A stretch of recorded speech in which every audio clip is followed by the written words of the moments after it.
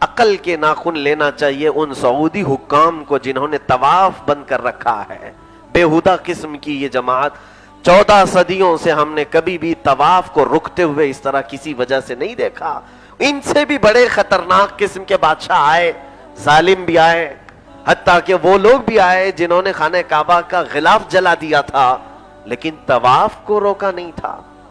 یہ اور بات ہے کہ یہ دلیل دے رہے ہیں کہ نہیں, اوپر سے طواف جاری ہے, سیکنڈ فلور سے طواف جاری ہے, نیچے کا خالی کیا گیا ہے. یہ کون سی تھیوری ہے کہ سیکنڈ فلور پر کرونا وائرس نہیں آئے گا, صرف گراؤنڈ فلور پر آئے گا, کعبے کے سامنے آئے گا اور پہلے منزلے پہ نہیں آئے گا, دوسرے منزلے پہ نہیں آئے گا. یہی سب سے بڑے دماغی ہیں جو اس طرح کے پلان کر رہے ہیں. مسجد نبوی شریف میں ہمارے ابھی بھی حضرات وہاں موجود ہیں, سلامی کے لیے جہاں جالیوں کے سامنے حاضر ہوتے ہیں وہ پورا کا پورا انہوں نے پیک کر دیا, کسی ایک آدمی کو بھی جانے نہیں دے رہے. حضور پاک صلی اللہ علیہ وسلم کی جالیوں کے سامنے کسی کو گزرنا نہیں ہے. میں نے پوچھا پھر نمازیں کہاں ہو رہی ہیں؟ کہا حضور کے روزے کے پیچھے والی جو مسجد ہے, کہا پبلک ہے, فل ہے, پوری مسجد بھری ہوئی. کہا وہاں کرونا وائرس نہیں آ رہا ہے. کیسی یہ لاجک ہے کہ مسجد نبوی شریف میں پیچھے کا حصہ پوری نمازیں ہو رہی ہیں, کراؤڈ ویسے ہی ہے, حضور پاک کی جالیوں کے سامنے بند کر دیا گیا ہے. میرے عزیزو, یہ دل کی ان کی بھڑاس ہے. کرونا وائرس تو یہ بہانہ ہے, یہ عداوت رسول ہے. رب ذوالجلال کی دشمنی جو دلوں میں پھیلی ہوئی ہے, یہ یہود و نصارہ کے ایجنٹ جو بیٹھے ہوئے ہیں, ان کا مقصد یہ نہیں ہے کہ کرونا وائرس یہاں آئے گا وہاں آئے گا, بلکہ یہ چاہتے اسی طرح سے ہیں کہ یہ عبادت روکی جائے. قرآن پاک میں اللہ تعالیٰ فرماتا ہے وَمَنْ أَظْلَمُ مِمَّنْ مَنَعَ مَسَاجِدَ اللَّهِ أَنْ يُذْكَرَ فِيهَا اسْمُهُ وَسَعَىٰ فِي خَرَابِهَا. اس سے بڑا ظالم کون ہو سکتا ہے جو اللہ کے گھروں میں اللہ کا ذکر کرنے سے منع کرتا ہے, روکتا ہے, وَسَعَىٰ فِي خَرَابِهَا, اور اس کے برباد کرنے کی کوششیں کرتا ہے. وہ سب سے بڑا ظالم ہے. قرآن کی زبان میں یہی حکام ظالم ہیں جنہوں نے اللہ کے گھر کو طواف سے روکا ہوا ہے. بعض لوگ ہم سے یہ کہہ رہے ہیں مولانا نمازوں کے وقت بھی تو طواف رکتا ہے. تمہیں پتہ نہیں ہے, طواف بھی عبادت ہے, نماز بھی عبادت ہے. وہ روکا نہیں گیا ہے, عبادت ہو رہی ہے. عبادت سے کیوں روکا گیا؟ اور خوف, میں آپ کو بتاؤں, یہ پبلک میں پھیلے گا وائرس, اس کا ان کو ڈر نہیں ہے. پبلک تو کبھی بھی مر جائے. آپ یہ کبھی نہیں سوچتے کہ جو قوم فلسطین کے روزانہ ہلاک ہونے والوں پر کان نہیں دھرتی, ملک شام, یمن, عراق پر لوگوں کی لاشیں ہیں, کبھی کان نہیں دھرتے, ایک وائرس پر اتنا الرٹ کہ سارے ویزے بند, سارے ایئرپورٹ بند, کہ ہلاکتیں نہیں ہوں, کوئی اور نہ مرے. ان کو پبلک کے مرنے نہ مرنے کا کوئی ٹینشن نہیں ہے. خوف ان کو یہ ہے کہ یہ بیماری کہیں ہم ہی نہ کو پکڑ لے, ہم کو ہی نہ پکڑ لے. یہ خوف اس لیے ہے کہ حکام کو اور ان وزراء کو ہی یہ وائرس نہ آ جائے. تمہیں تو پیدائشی وائرس ہے, پہلے ہی سے ہے, جو دماغ میں اس طرح کے خرافات بھرے ہوئے ہیں.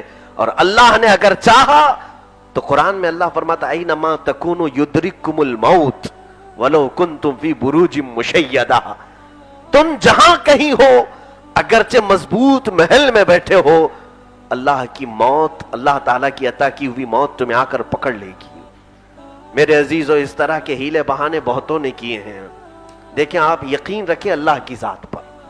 میں نے اس سے قبل بھی کہا, میرے آقا صلی اللہ تعالیٰ علیہ وسلم کی حدیثیں ہمارے لیے سب سے بہترین نمونہ عمل ہے. ان بیماریوں کے لیے کیا کرنا چاہیے ہمیں, میں آپ کو بتاؤں. ہاں, پریکوشن جو کہا جا رہا ہے, پرہیزگاری, یہ صحیح ہے, ٹھیک ہے, احتیاطی تدابیر ٹھیک ہے, ہم بھی اس کو مانتے ہیں. لیکن میں آپ کو اسلامی نقطہ نظر سے بات کہوں, جو کچھ بھی ہوتا ہے, آپ مومن ہیں, ایمان مفصل میں آپ 5ویں نمبر پر, جب 6 نمبر پر آپ آئیں گے, اس میں یہی آپ کو کہنا پڑتا ہے. یعنی شروع میں کہتے ہیں آمنت باللہ, میں ایمان لایا اللہ پر, وہ ملائکتہ, اور اس کے فرشتوں پر, وہ کتبہ, اور اس کی کتابوں پر, وہ رسلہ, اور اس کے رسولوں پر, والیوم الاخر, اور اس کی, اور قیامت کے دن پر. آخر میں 6 نمبر پر والقدر خیرہ وشرہ من اللہ تعالی, اور اس تقدیر پر کہ ہر اچھائی اور برائی سب اللہ کی طرف سے آتی ہے. یہ ایمان کا حصہ ہے ہمارا.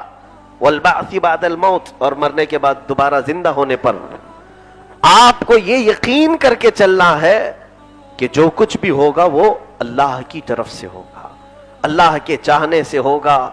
अल्लाह अगर ना चाहे तो हम में से किसी को बीमारी नहीं आएगी। अब सुनिए, एक बादशाह के मुतालिक नुजुमियों ने बता दिया उसको कि तेरी मौत बिच्छू के डंक से होगी, तेरी मौत बिच्छू के डंक से होगी। वो परेशान हुआ। नुजुमियों को बाज अटकल पच्छू मारते थे इस तरह। सितारों का इल्म जो रखते हैं, ये भी मैं आपको बता दूं, अल्लाह के वली नहीं है जो बाद की बातें बता देते हैं, शौबदाबाजी है। होता क्या है मैं आपको बताऊं, बाद की खबरें जो कुछ लोग देते भी हैं, शैतान ऊपर जाता है फरिश्तों की बातें सुनने के लिए। ये सूरह साफात में है, इस तरह का समअ, वो सुनी हुई बातों को चुराता है। अल्लाह ताला अपने बड़े फरिश्तों को जो ऑर्डर देता है, हुक्म देता है, वो बड़े फरिश्ते बाकी दूसरे फरिश्तों को जो हुक्म दे रहे होते हैं, कल ये करना है, इतने दिनों के बाद ये है, तो शैतान वो बातें सुनकर चुराने के लिए जाता है। तो जैसे ये करीब जाता है, फरिश्ते उसको आग से फेंक कर मारते हैं और वो नीचे गिरता है। ये जो तारा टूटता आप देखते हैं, ये शिहाबे साकिब इसको कहा गया, ये शैतान को मार पड़ती है तो भागता है नीचे, कोई तारा नहीं टूटता, फरिश्ते उसे मारते हैं। तो अभी पूरी बात सुनाई नहीं रहता है, आधी सुना रहता है और आधी अपने से मिला लेता है और ला करके ये बाबाओं को सुनाता है, ज्योतिषों को, काहिनों को, जो उसके पुजारी हैं। तो काहिन उसकी बातें सुन करके लोगों में बादशाह बने रहते हैं कि हम तुम्हारे 4 दिन बाद होने वाली बात को भी हम बता सकते हैं। मेरे अजीजों, इस तरह के नुजूमी और काहिन हर जमाने में रहे। एक बादशाह को नुजूमियों ने कहा था, इस महीने में बिच्छू के डंक से तेरी मौत आएगी। तो उसने कहा ठीक है, पक्का है, ये कहा पक्की बात है। उस बादशाह ने एक कमरा बनाया ऐसा कि उसमें बिच्छू आने का कोई रास्ता नहीं था। उसने शीशे का पूरा उसको पैक करवाया, सिवाय उसको हवा आने के और कोई चीज नहीं आ सकती थी। वो मौत का उसका जो दिन नुजुमियों ने बताया था, अंदाजे के मुताबिक बताया होगा, तो वो उस कमरे के अंदर चला गया। वो अपना एक घोड़ा जिसको साथ ले गया, वो बहुत प्यार करता था अपने घोड़े से, हो सकता है एनिमल लवर था, तो वो अपने घोड़े को साथ में लेकर उस कमरे में अंदर है कि ये मौत का वक्त अगर टल गया तो फिर कुछ नहीं होना है। वो दिन आया तो फरमाया लिखने वालों ने कि दिन भर वो देखता रहा बिच्छू कहां से आएगा, कोई सुराख भी नहीं था, बस हवा जाने के सुराख में तो कोई बिच्छू आ नहीं सकता। ऐन दोपहर के वक्त उसके घोड़े को छींक आई और घोड़ा इतनी तेजी से छींका, उसके नाक से बिच्छू निकला और बादशाह को डंक मार दिया। उसी जगह वो मर गया। तुम 1000 तदबीरें कर लो और अगर अल्लाह ने चाहा है तो मौत तुम्हारे कमरे के अंदर आएगी। मेरे अजीजों, हमारा कुल मिलाकर ये यकीन होना चाहिए कि तदबीर करना हमारी जिम्मेदारी है, हिफाजती, लेकिन मौत, हयात, बीमारी, शिफा सब अल्लाह के दस्ते कुदरत में है। अल्लाह चाहे तो होगा, अल्लाह ना चाहे तो किसी को कुछ नहीं होगा। हरम पाक को बंद करके, मदीने तैयबा को बंद करके, ए मेरे अजीजों, ये कैसे मुसलमान वहां बैठे हुए हैं। दुनिया में तो एक आम मुसलमान भी ये सोचता है कि जिस बीमारी का कहीं से इलाज ना हो वो मेरे मुस्तफा के कदमों में मिल जाएगा। लोग जब बीमारियों से थक जाते हैं तो वहां चले जाते हैं कि अल्लाह के हरम पाक में बैठ जाऊं, जमजम पी लो। इन्होंने जमजम को भी बंद कर दिया है, जमजम को बंद करके रखा है, जबकि हदीस पाक में साफ लिखा है। यह हदीस तो पूरे हरम में इन्होंने खुद लिख करके लगाया है, ये सारे सऊदी हुक्काम ने लिख करके भी लगाया है। माँ वो जमजम लिमा शुरिब फीह, जमजम का पानी हर उस बीमारी के लिए जिसके लिए पिएगा, ये लिखा हुआ है। फीह शिफा, उसमें शिफा है। ये रोक करके रखें कि किसी का वायरस इस जमजम में न चले जाए, अरे वो तो शिफा है। अल्लाह के नबी सल्लल्लाहु अलैहि वसल्लम की बात पर अगर तुम्हें यकीन होता तो आज तवाफ और हरमैन शरीफैन के ये तमाम दरवाजे बंद करने की बजाय इन्हें ऐलान ये करना चाहिए था, जितनों को वायरस लगा आ जाओ, यहां से शिफा ले जाओ। यकीन हो तो करेगा। जमजम اللہ کے نبی صلی اللہ علیہ وسلم نے فرمایا ہر بیماری کے لیے علاج ہے، شفا ہے۔ میرے عزیزوں، ان تمام باتوں پر آپ توجہ نہ کریں، حدیث پاک میں آپ کو بتاؤں ہمارا یقین کیا ہونا چاہیے۔ اللہ کے نبی صلی اللہ علیہ وسلم نے فرمایا لا عدوا ولا طیرا، یہ حدیث ہے، صحیح حدیث پاک ہے، اس کو سارے لوگ مانتے ہیں، یہ نہ سمجھیں کہ ہم ہی لوگ یہ حدیث بول رہے ہیں، بلکہ اہل حدیث اس کو زیادہ پڑھتے ہیں۔ لا عدوا ولا طیرا یعنی کوئی بیماری ایک سے دوسرے کو نہیں لگتی، اور کوئی بھی اپشگن اسلام میں ہے ہی نہیں کہ فلاں شیشہ گر گیا تو یہ ہو جائے گا، وہ کاغذ گر گیا تو یہ ہو گیا، بلی ٹیڑھی گئی تو یہ کام ہو جائے گا۔ اپشگن کا نام اسلام میں ہے ہی نہیں، کسی کی وجہ سے کچھ ہوگا ایسا نہیں ہے۔ لا عدوا ولا طیر، حدیث میں ایک کی بیماری دوسرے کو نہیں لگتی۔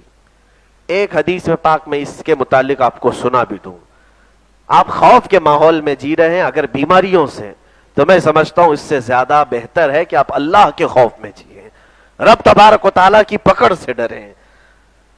رسول کریم صلی اللہ علیہ وسلم کے پاس ایک صحابی آئے، ان کے اونٹ کو کھجلی ہو گئی تھی، ان کے اونٹ کو کھجلی ہو گئی تھی۔ دیکھیں یہ بہت ہی باریک چیز ہے کہ عقیدہ سب کو اس پر آ جانا، یہ ایمان کی بہت بڑی بات ہے، اس میں آزمائش بھی ہوتی ہے ہماری، ہم خود ان آزمائشوں سے گزرے ہیں، میں آپ کو بتا رہا ہوں۔ ان کے اونٹ کو کھجلی ہو گئی، وہ صحابی آئے حضور سے کہا یا رسول اللہ صلی اللہ علیہ وسلم میرے اونٹ کو کھجلی کی بیماری ہو گئی، کچھ بتا دیں آپ۔ کیسے ہو گئی؟ ہم بھی یہی پوچھیں گے۔ اللہ کے نبی صلی اللہ علیہ وسلم نے جب یہ سوال کیا، اس صحابی نے کہا ارے وہ فلاں آدمی ہے، اس کے اونٹوں میں کھجلی تھی، ایک دن میں اپنے اونٹ کو وہاں لے کے گیا، یہ کھجلی وہاں سے لے کے آ گیا ہے۔ یہی باتیں ہم بھی کرتے ہیں۔ اللہ کے نبی صلی اللہ علیہ وسلم مسکرائے اور فرمایا اچھا اس کے اونٹوں کو کہاں سے کھجلی آئی؟ جس کے اونٹوں کے پاس تیرا اونٹ گیا تھا اس کے اونٹوں کو کہاں سے آئی؟ صحابی نے کہا وہ تو بیماری اللہ نے دیا ہے۔ کہا ہے میرے صحابی تو یہ عقیدہ کیوں نہیں رکھتا کہ تیرے اونٹ کو بھی بیماری اللہ نے دیا ہے؟ یہ وقت ایسا ہے کہ ہو سکتا ہے یہ بیماری دینے کا وقت ہے، اللہ تبارک و تعالیٰ نے طے کر لیا ہے اس کو دینا ہے، اس کو دینا ہے، اس کو دینا ہے۔ وہ ایک وقت میں سب کو وہ بیماریاں دیا، یہ نہیں کہ اس کی بیماری اس کو، اس کی بیماری اس کو۔ اللہ قادر مطلق ہے، وہ چاہے تو کروڑوں میں سے ایک کو بیماری دے اور کسی کو نہ دے، اور چاہے تو 99 لوگوں کو دے دے، ایک کو بچا لے۔